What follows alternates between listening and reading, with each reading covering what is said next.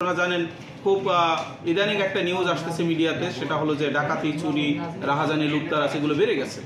এই প্রেক্ষিতে আমরা প্রতিটা গ্রামে আনসার বিটিপির দলনেতা এবং আনসার বিটিপির সদস্যদের মাধ্যমে আমরা একটা করে কমিটি করে দিয়েছি, সেটা হলো নিরাপত্তা কমিটি, মহল্লা বা এলাকা নিরাপত্তা কমিটি। তো তারা সবসময় এখানে রাত্রে সতর্ক পাহারা থাকে। এছাড়া বিভিন্ন সামাজিক সংগঠন বা স্থানীয় লোকাল লোকজন যারা আছেন তারাও বিভিন্ন রকমের কমিটি করে তারা দায়িত্ব পালন করছেন। তো গতকাল রাত ৩টার সময় আমরা কিন্তু ৩ জনকে আমাদের এই নরসিংদী সদর থেকে আমরা আটক করতে সক্ষম হয়েছি। তারা বিআরটিসি যে বাস ডিপো আছে সেখানে তারা যাওয়ার পর তারা ওখানে যখন সন্দেহভাজনভাবে তারা ওখানে পিটাপিটি শুরু করছিল, তার আগে ওখানে একটা ঝামেলার মতো হয়েছিল। তো আমাদের ওখানে আনসার বিটিপির সদস্যরা ছিল, প্লাস একইভাবে আমাদের বিডিপি প্রশিক্ষণার্থীরা ছিলেন, তারা মোটর ড্রাইভিং কোর্সে আছে। তো ওই ঘটনা যখন একটু শান্ত হওয়ার পর তারা বের হওয়ার পর দেখেন যে একজন লোক একটা বল্লম হাতে ওখানে দাঁড়িয়ে আছেন।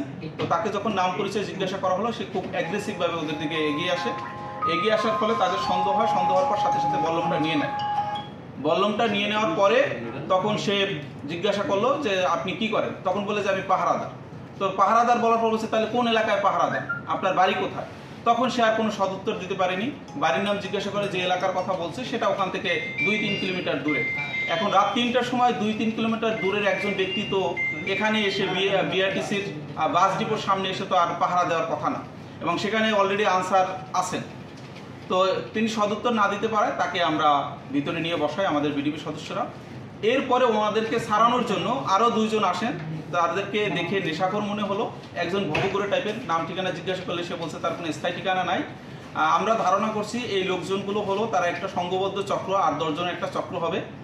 তারা নেশা করতো আগে, বা গাঁজা মদ এরকম নেশার সাথে জড়িত আছে। তো এই সব লোকগুলি কিন্তু রাত্রিবেলা বিভিন্ন বাড়িতে গিয়ে তাদের দরজায় আঘাত করে অথবা চুরি বা ডাকাতির মতো ঘটনা তারা কিন্তু ঘটাচ্ছে। এই সন্দেহে আমরা 3 জনকে আটক করেছি। আটক করার পর এটা আমরা জেলা ম্যাজিস্ট্রেট স্যারকে জানিয়েছি, তিনি এটা পরবর্তী ব্যবস্থা গ্রহণ করবেন। এছাড়া বাংলাদেশ সেনাবাহিনী, আপনারা জানেন আমাদের সাথে বিভিন্ন থানায় আইন শৃঙ্খলা রক্ষায় আনসার বিডিপি এবং বাংলাদেশ সেনাবাহিনী কাজ করছে।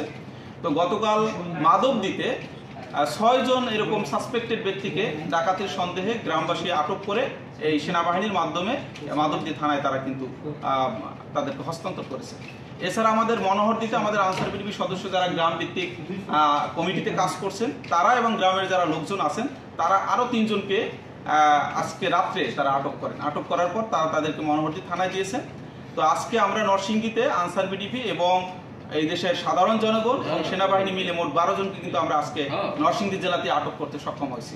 এর বাইরে আজকে টাকা সহ আমরা আরো 3 জনকে পেয়েছি, এবং আমরা বড় একটা অ্যামাউন্ট টাকা গণনার কাজ চলছে। আমরা সেখানে বুঝতে পারবো প্রায় 1 কোটি টাকার কাছাকাছি সেখানে হবে।